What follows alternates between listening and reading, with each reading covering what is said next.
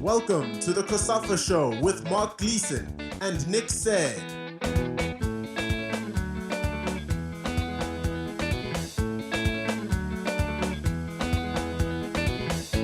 Welcome to our latest episode of the COSAFA Show, where we will look back at a very successful 2023 Women's World Cup for African sides, not least, of course, our very own South Africa and Zambia. We will hear from a range of coaches and players on their experience at the tournament in Australia and New Zealand, where South Africa reached the round of 16 for the first time and Zambia claimed a maiden win in their debut competition. But let's first get the view of the Banyana Banyana forward, Thembi Kgatlana. She was one of the stars of the tournament for her side. At the back of our minds, potentially the last match, so we had to give it all. We didn't know what was going to happen after 90 minutes, and we had to bring our A game. For sure, but it's football, You win some, you lose some, and equally so, they didn't have as many chances as we did, but they had to work for those chances.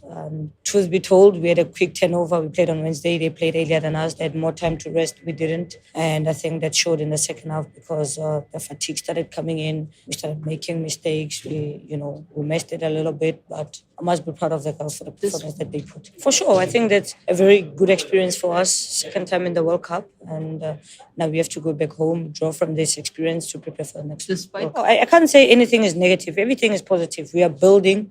We've been building, and that's why we are here. I can't think of anything negative right now besides not making it, which is part of football. But I think they equally had to work hard to get those points from us.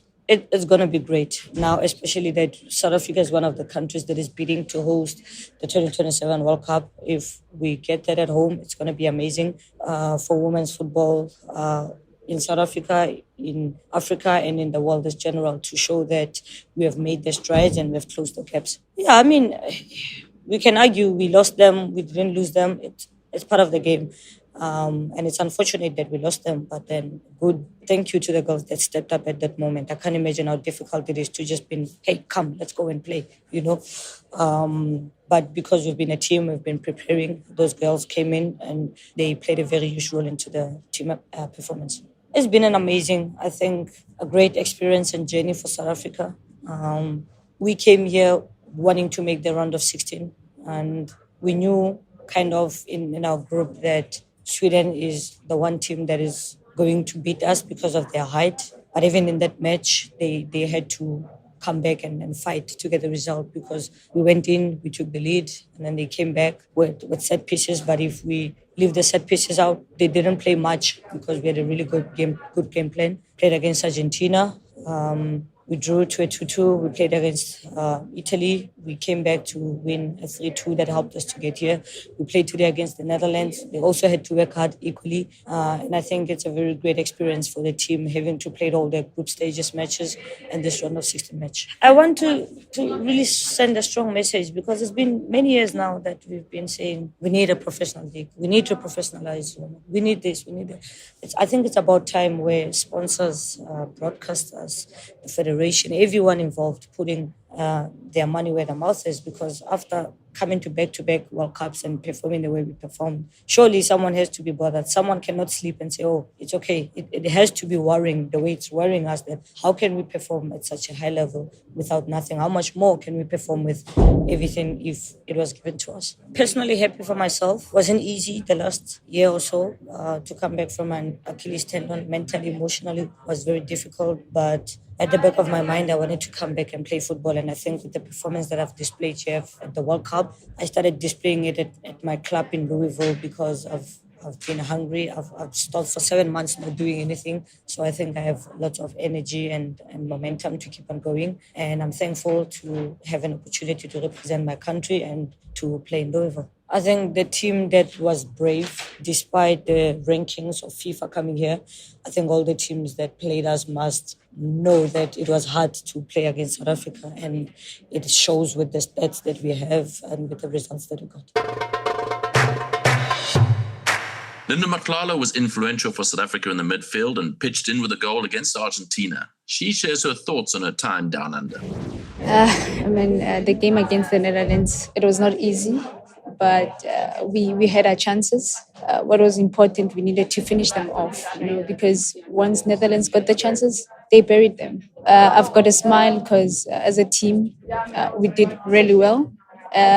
We went to round of 16 and people didn't believe in us, but we kept on going. So yeah, that says a lot that we are 11 in the field, 11v11, and once we get our chances, we need to bury them. We need to really bury them.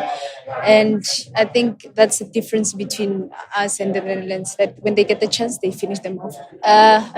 Compared to 2019, the 2023 FIFA World Cup, I think what's different, I would say, our mentality.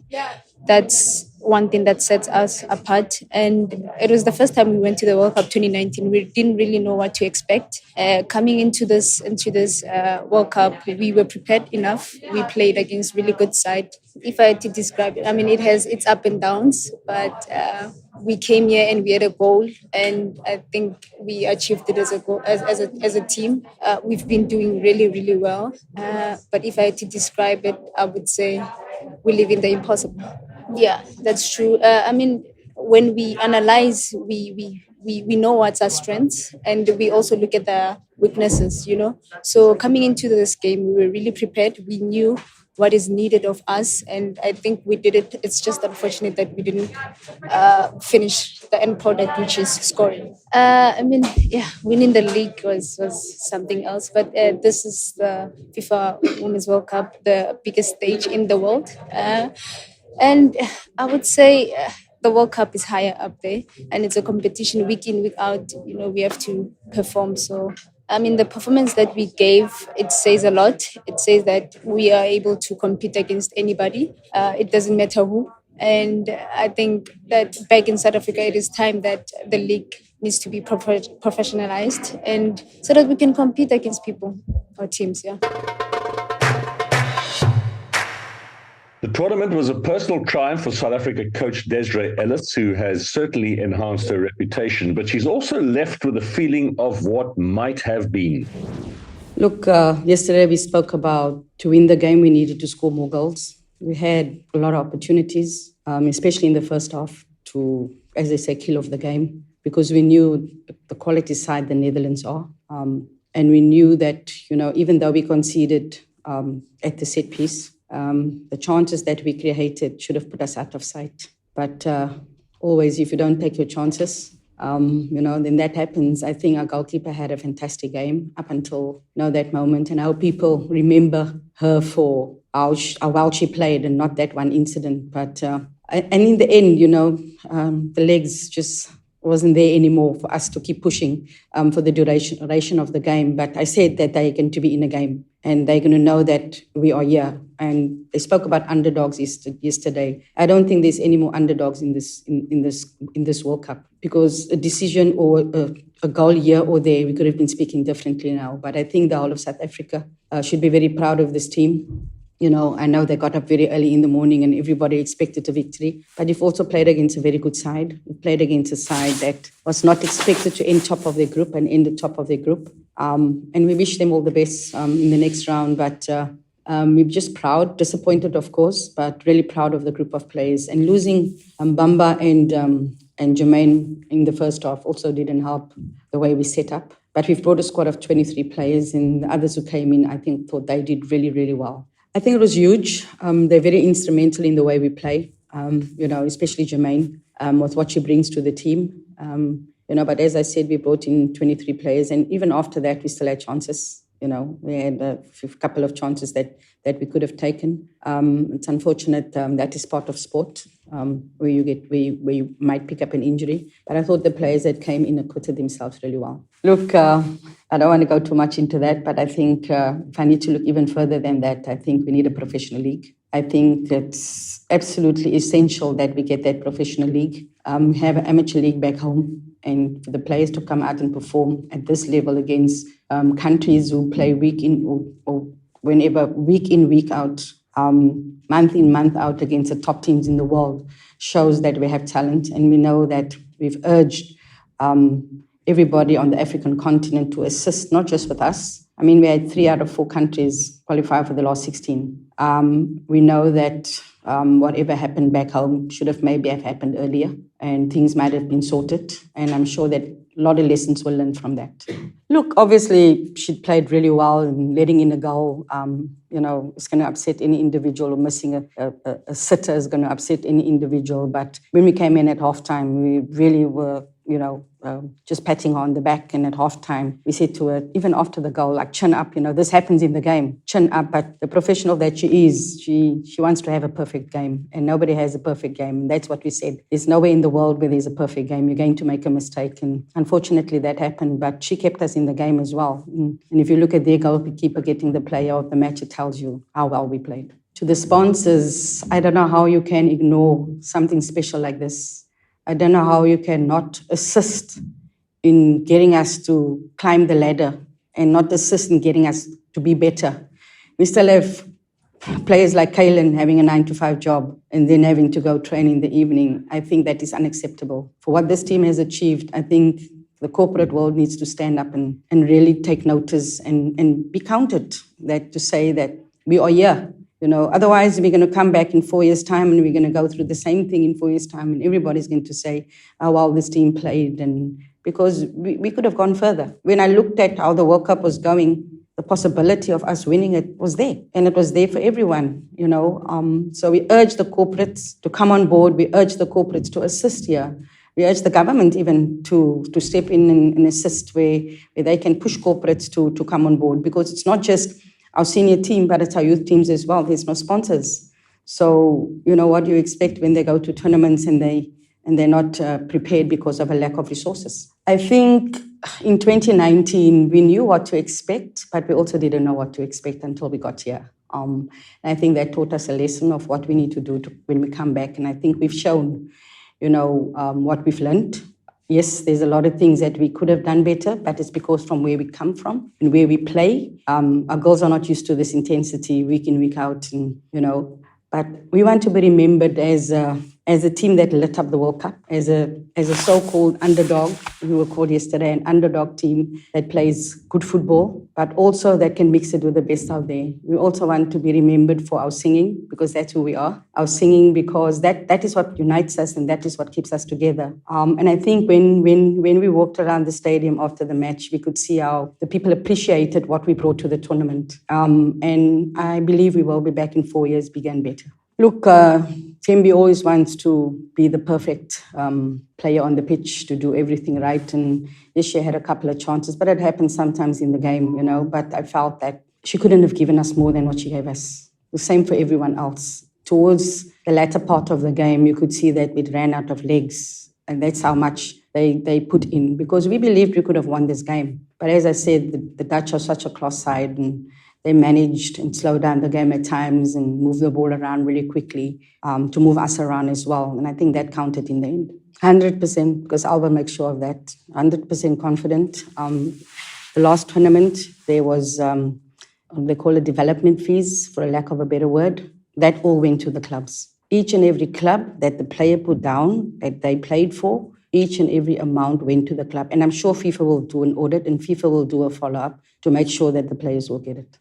The last one's a difficult question, because the World Cup has shown that you cannot bet on anyone. I mean, Brazil has gone home, Germany's gone home. Those are top countries, and you would have expected Brazil to go really far. When you look at how the teams have played, very difficult though. I think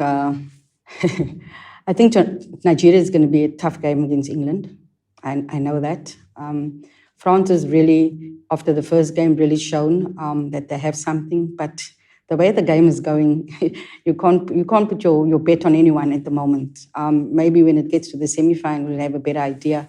But at the moment, you cannot. I mean, you looked at Morocco beating Colombia, and Colombia were flying. So you cannot put your bet on anyone. This World Cup has shown that the gap is closed. And this World Cup has shown that it doesn't matter who you play against. Morocco lost 6-0 in the first game, and their Germany's gone home and they've gone through to the knockout stages. So very, very difficult, because at the business end, I think the better teams will come up, but who are the better teams? I think more disappointed than anything. We felt we could have won this game, and if I look back, we should have, with the opportunities that we had, but we didn't take them. And yes, I think very proud. I think as a group, we need to hold our heads up high. I think if you look back when we qualified for the last 16, the whole country went crazy. And I'm expecting them to go crazy when we get back as well, because this team has really punched above their weight, considering, again, that we do not have what everybody else has. It's a professional league, purely amateur league, and our players, a few of them play abroad, and hopefully through all of us, they will get opportunities to play for bigger and better clubs, because that will also help us.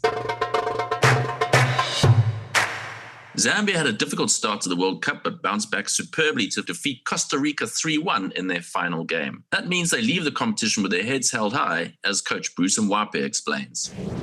I think today's game, everyone is happy in our camp because, like you have said, it's a history that we have made, because it's our first World Cup appearance, and despite losing the first two games, we managed to at least go back home with a win. There are very few teams that have come to the World Cup for the first time and win by, I imagine, like 3-1. I'm sure if there are any, they are very few. But we are very happy as a team, and I hope next time we'll come with a different approach to this World Cup. Yeah, well, I think like I've already said, we are very happy to win our last game in the tournament. It was actually very important because going by their preparations, people back home had a lot of hopes in our team because they were actually following our program, and we did well during the preparations, but unfortunately when we started, we did not start this tournament on a good note. But finishing has been good. Like you have already said, somebody said we scored 80, and that gave us the hope that today I think we should be able to carry the day. And everybody worked very hard to come with a positive result at the end of the game. Yeah, going into the second tournament, I think even we are also looking at the structure of our team, and the mistakes that were made by a few individuals.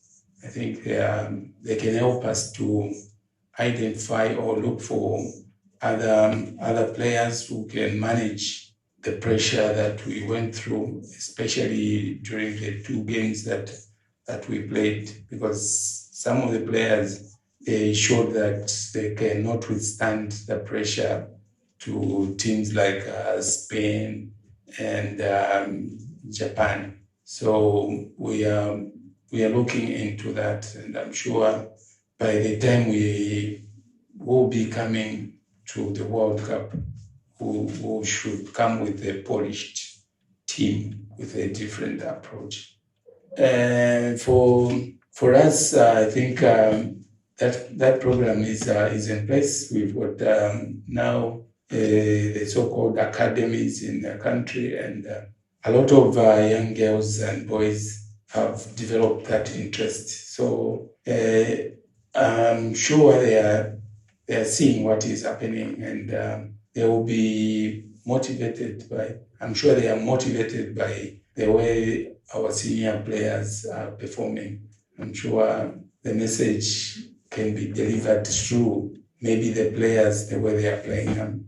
And I feel, to me, I can say it's up to the coaches within the academies that they should deliver the message to the players, to the young girls, the upcoming players. So on that one, I'm sure we'll leave it to the coaches in their developmental program. Yeah, experience here, I think I can say from the word go, we have actually learned a lot from different teams. We have We have seen the cream of the world. We have played against some of the best players in the world.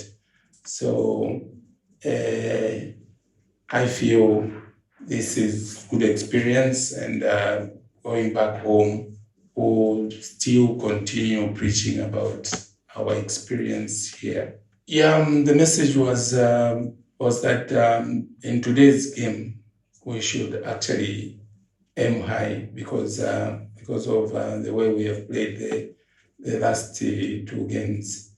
And the other thing is that it's the last game for us in this tournament. So everybody should put in maximum effort so that we carry the day and get back home smiling.